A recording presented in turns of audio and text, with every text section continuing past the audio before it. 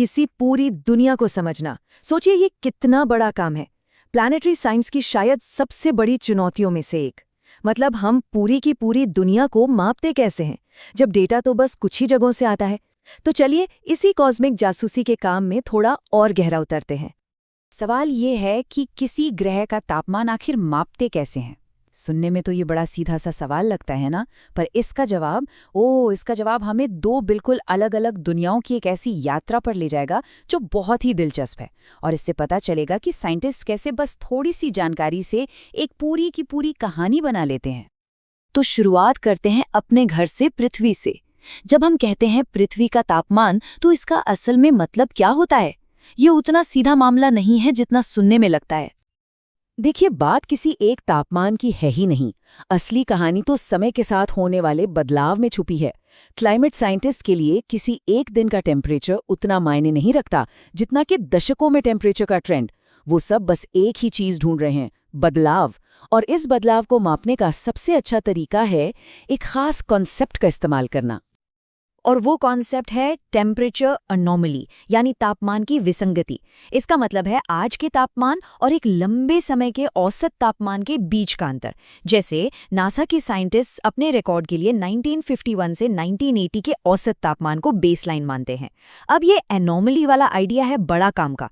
सोचिए, एक पहाड़ की चोटी हमेशा पास की घाटी से ठंडी ही होगी, ये तो तय है। लेकिन अगर घाटी अपने औसत से 2 डिग्री ज्यादा गर्म है, तो बहुत हद तक मुमकिन है कि पहाड़ की चोटी भी अपने औसत से लगभग 2 डिग्री गर्म होगी। तो ये एनोमलीज जो हैं, ये हमें इन लोकल फर्क को नजरअंदाज करके एक ग्लोबल पिक्चर देखने में मदद करती हैं। और हाँ, वो ग्लोबल पिक्चर बनाने के लिए डेटा भी बहुत सारा चाहिए। हम यहाँ बात कर रहे हैं जमीन पर मौजूद हजारों मौसम स्टेशंस की, समुद्र में तैरते जहाजों की, और पानी का तापमान नापने वाले उन तैरते हुए बोयाज की। ये सब मिलके एक विशाल नेटवर्क बनाते हैं। मतलब ये ग्लोबल एफर्ट है, कोई छोटा मोटा काम नहीं। और इतनी मेहनत सिर्फ डेटा इकट्ठा करने में ही नहीं है। सटीकता यानी एक्यूरेसी बहुत ज़रूरी है। इसीलिए scientists urban heat island effect जैसी चीज़ों को भी एडजस्ट करते हैं। ये तो हम सब जानते हैं कि कंक्रीट और डामर गर्मी सोखते हैं, जिसकी वजह से शहर अपने आसपास के ग्रामीण इलाकों से ज़्यादा गर्म हो जाते हैं। तो साइंटिस्ट इन शहरी रीडिंग्स को औसत से हटा देते हैं ताकि ग्लोबल ट्रेंड पर इसका कोई गलत असर ना पड़े। तो ठीक है, ये तरीका पृथ्वी पर तो काम करता है, जहां हमारे पास हर जगह सेंसर्स लगे हुए हैं। लेकिन लाखों मील दूर किसी ग्रह का क्या, जैसे कि मंगल? वहां जाकर तो हम थर्मोमीटर का नेटवर्क नहीं लगा सकते हैं, है ना? तो फिर मंगल का तापमान आखिर लिया कैसे जाए? तो इसका जवाब है दूर से। जी हाँ, रिमोट सेंसिंग से। मतलब मंगल ग्रह से करीब 378 किलोमीटर ऊपर ऑर्बिट में घूमते हुए एक बहुत ही हाईटेक और सोफिस्टिकेटेड इंस्ट्रूमेंट का इस्तेमाल करके उसका एक तरह का फिजिकल चेकअप किया जाता है। तो चलिए मिलते हैं इस कहानी के असली हीरो से। इसका नाम है थर्मल एमिशन स्पेक्ट्रोमीटर, या शॉर्ट में कहें तो TES।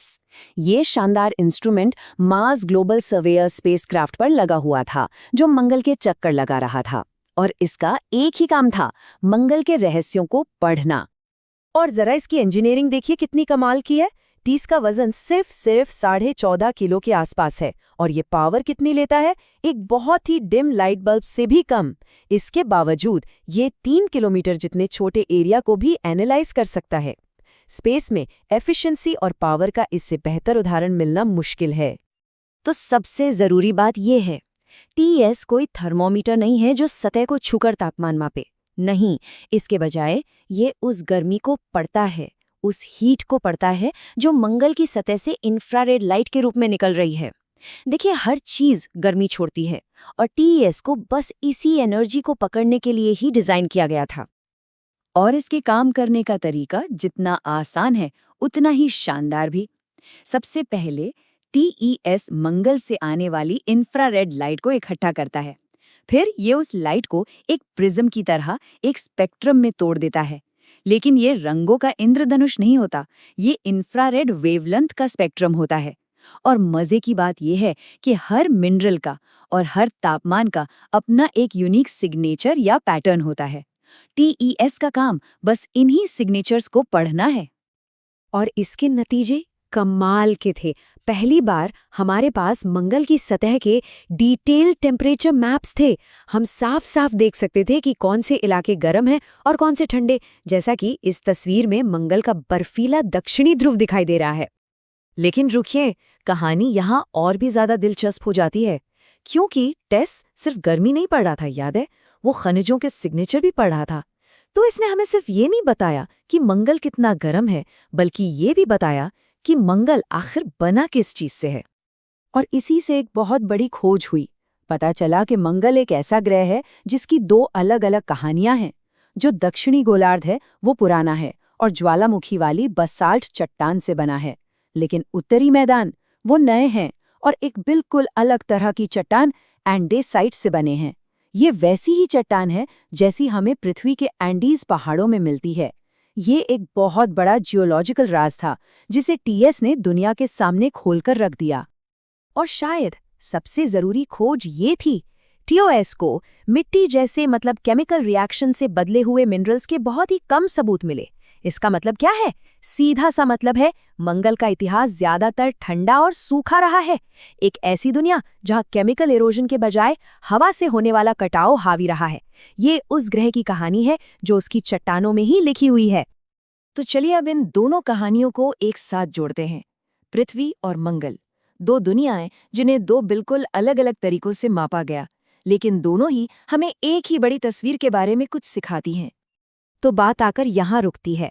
पृथ्वी के लिए हम एक बहुत बड़े फिजिकल नेटवर्क का इस्तेमाल करते हैं जो सीधे जमीन पर माप लेता है, और मंगल के लिए हमने एक रिमोट जासूस का इस्तेमाल किया जो दूर ऑर्बिट से ही लाइट को पढ़कर ग्रह के अतीत और वर्तमान को समझता है।